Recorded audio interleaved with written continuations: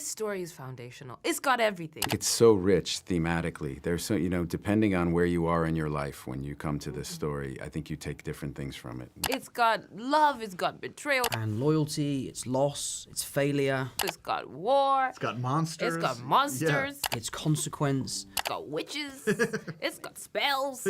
I mean, it's got it all. But life?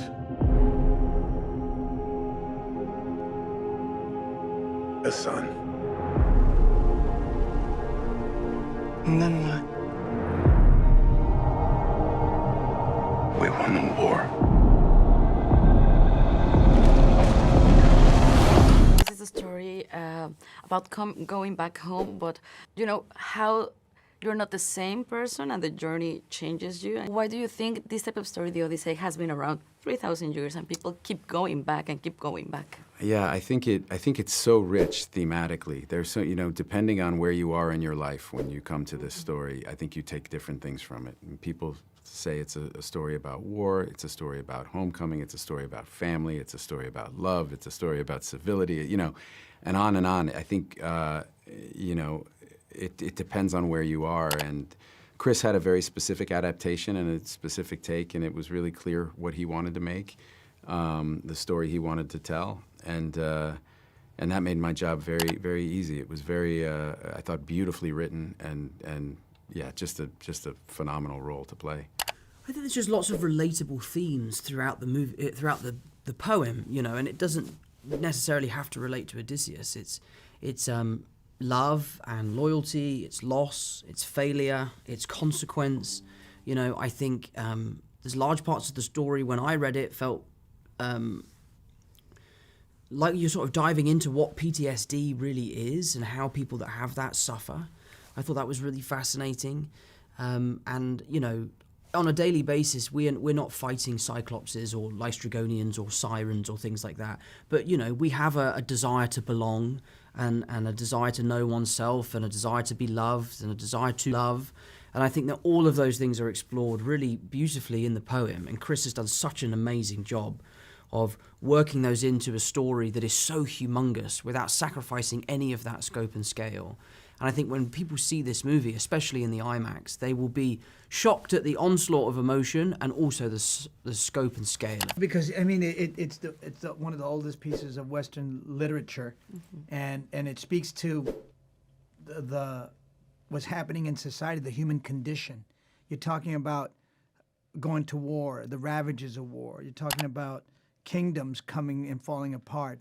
You're talking about family and the dissolution of family, like what breaks up families and legacies. I mean, these themes that will always be relevant because these are the elements of human civilization. When people go and see this movie, the last line of the movie, it really, in my eyes, kind of sums up the whole and what is that? Idea. It's about how our mistakes will be forgotten. Yes, that's true.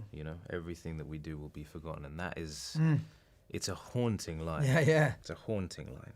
They didn't act that differently than us today. There's certain things that you realize are universal, and people are people, and it's both comforting and a little bit scary. Yes. Because we're still human, and the stories are timeless. I mean, when a writer writes a book and they're becoming all the different characters, they are. It's a bit of them in everything. Yeah. So each character, each female character, kind of, not the same character, but it's a version of the dialogue that's in the writer's head, and the same with the male characters. And actually, at the end of the day, it's the writer, the one character who is both male and female and other, is writing this story.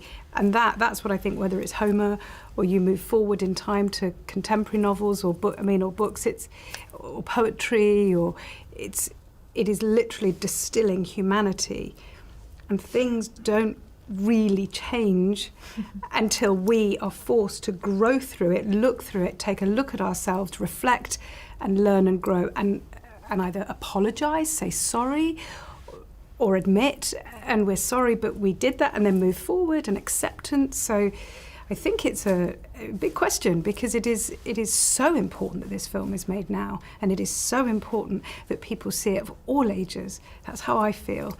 It's like a thunderclap of the heart when you see this movie, especially at an IMAX cinema. I mean, that was it's kind of an amazing answer. I couldn't agree more.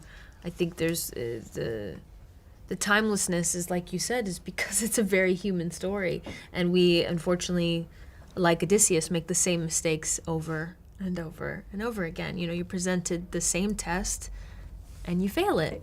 You know, even though the history is there, and we should know better. So yeah, I think as long as we're human, we keep making those mistakes. The story's going to keep being relevant, you know, and slightly changed. I mean, this is like the Joseph Campbell book. So, like it's in everything. Yes. It's in everything. Like you see it once you get into that world. It's like, oh my God, that's because of this, and this was written because of that. It will evolve. Yeah, but the core is definitely there. We've spoken about this a little bit, and we think that one of the things that we keep returning to is this idea of Zeus's law. You know, of treating others as you would want to be treated. And I think the Odyssey is a story of what happens when you don't respect that law. And I think that, you know, as time has gone on, we haven't respected that law perfectly, and we are still dealing with consequences of it. And perhaps that's one of the reasons why we keep turning back to it.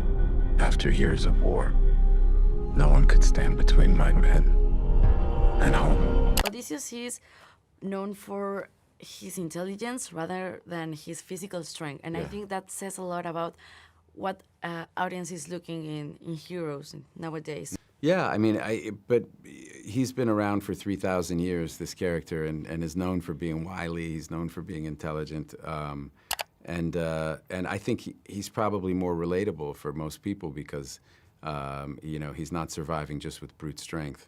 You know, he's surviving with his intellect. The Odyssey isn't only about legendary or heroes or gods. It's also about people who choose loyalty as their strength every day. And I think both of your characters show this. So why do you think these type of characters are essential to, you know, any epic story? Well, I think it's the testing of that loyalty in various ways. You know, so you know, it seems to me that Eumaeus is being tested simply by waiting for that amount of time, and then Eurylochus is being tested by the decisions that Odysseus is making. So it's about having these characters who are steadfast and loyal, but then what's brilliant about the story and about Chris's adaptation is they're both butting up against really monumental tests of that loyalty. I feel like you need these tests of loyalty to show you the challenges that Odysseus is going through, and how we shape him, and how the monsters and creatures shape him. Everybody that he comes in contact with is shaping him somehow and testing him, and we become Odysseus. You know, we're all in our own journey, in our own lives. We're like going through all these tests, temptations. Not you, but the rest of us. You know, and you have to try to end your life with the best decisions, and we can't be perfect, but you have to come to terms with your mistakes. Yeah, it was definitely something I couldn't relate to. You know, my dad was so present. My dad is a stand-up comedian, so for a long time of my life, I didn't think he had a job because I would always go to bed and then he would go to work, and he was around all the time. But I guess I just trusted the words and trusted, you know, our fearless leader and Chris Nolan, and we were so blessed with how good the script was and how rich every character was. It didn't feel like he spent any more time on one singular character. It felt like he really gave every bit of his attention to everyone. And I think we're just really lucky to have such a fantastic leader. And your character, people say that her strength is patience, but I think it's resilience. So I don't know, what drew you into her, and do you resemble? Oh, I think that's a wonderful observation. And one of the things I loved about Chris's telling of the Odyssey was I think it's easy to forget how dangerous the suitors were and how frightening it would be to have the only thing between you and an entire room full of hundreds of men who are just really abusing the common decency that holds our civilization together. The only thing that's holding them in place is a screen and the fact that you have done nothing wrong. And so I think that I began to be really interested by the idea that, like, this idea of Penelope as this paragon of virtue, of modesty, of patience. What if that was her playing needing to play an absolutely perfect game? while the suitors were there. Because if she's faultless, she's safe, but that's no way to live. And so part of the reason why she wants Odysseus to come home is because she wants out of her cage. Huh. Wow, that's really cool. Well, when Helen, oftentimes what I came to learn from doing my research on this is that Helen is often portrayed as manipulative or as a pawn. And in this film, it's neither one of those things. We are catching her after the war, a time we don't usually witness her experience, and we're seeing what that war has, the impact of that war on her. And Chris was really interested in, as a whole, for this story to examine that, the cost of war on those who went to it and those who were left behind. And we really see how burdensome it has been on someone like Helen. Both of your characters, they influence Odysseus in different ways. Some might say that they are like testing him, but I think they're more like eye-opening, like, they're blowing his mind. A little bit of both, probably. Kind of there, yeah. I think it's kind of for Circe, it's more wound up in kind of for me, the kind of the history of what it is to be female, and kind of look in a mirror, feel this, I often think kind of as a wife, a mother, a friend, a sister, what it is to be a woman in that way, or a girl or female. And I think that I wasn't overthinking about what I was going to force in the situation rather than just be in the situation. Hopefully that makes sense. Athena, she is a manifestation in many ways of his moral dilemmas and his own kind of internal battle, and she's guiding him, but she's also teaching him and forcing him to come to terms with something that maybe he's not quite ready to do. It's kind of like not quite ready to even go home. Like you're not ready for this yet. And life is I think in many ways a test. Like we are constantly confronted with these tests of our character. And we don't always make the right decisions, but I wish I had Athena to pop up to like shake their head at me, and I would, I'd get it and know what the fuck, like go somewhere else, do something, you're doing it wrong. But yeah, those signs are clear, and sometimes they're not.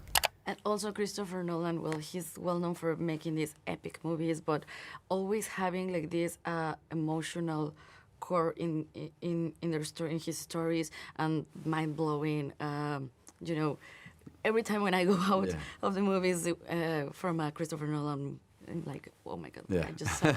So what was the main emotion you anchored yourself to for playing Odysseus? I found the script to be very emotional, and the character's carrying a lot of regret and shame, and he's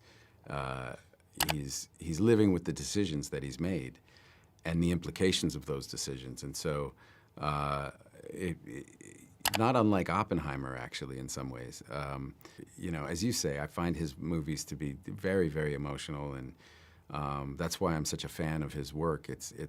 There's always this world building and this kind of incredible scale, but there's also very, very profound, intimate emotion to them. Also speaking about, the consequences of war, that I think that in the end is kind of one of the main things we learn from this story. Agamemnon is, this great king, but as you mentioned, power and sometimes greatness comes with consequences. Mm-hmm. Yeah, he meets the ultimate demise, because of the things that he did. And one of the things for me that I was like, oh, well, what is it that, like, how would somebody get into a position like that?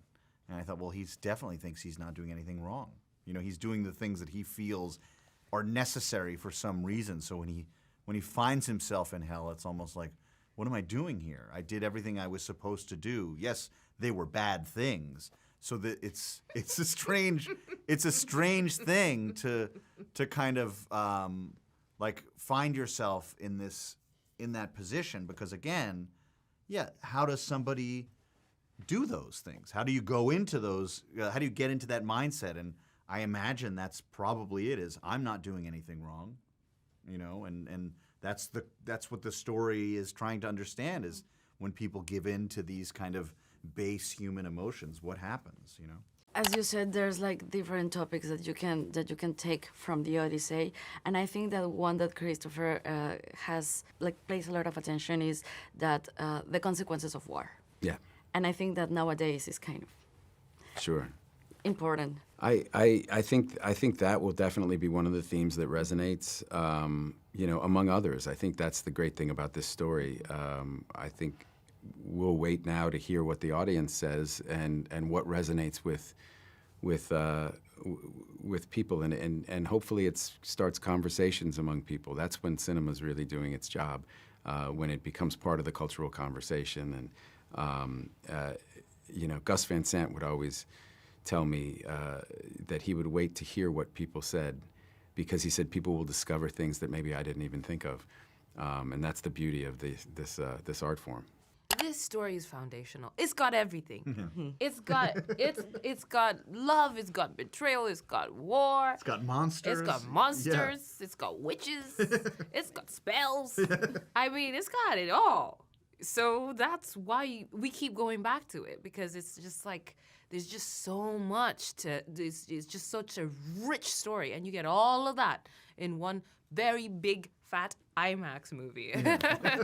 Yeah, and on top of that, it's like you realize, wait a second, they didn't act that differently than us today. You know, there's certain things that you realize are universal, and people are people, and it's both comforting and a little bit scary. Yes. Yes. Well, thank you so much for your time, and congratulations on the movie. You did an amazing, a big movie. Oh, thank you so much. Thank you to Christian. Thank you. Thank Suerte, you. suerte. Gracias. Yeah. I'm nervous because I'm You're in the wrong place.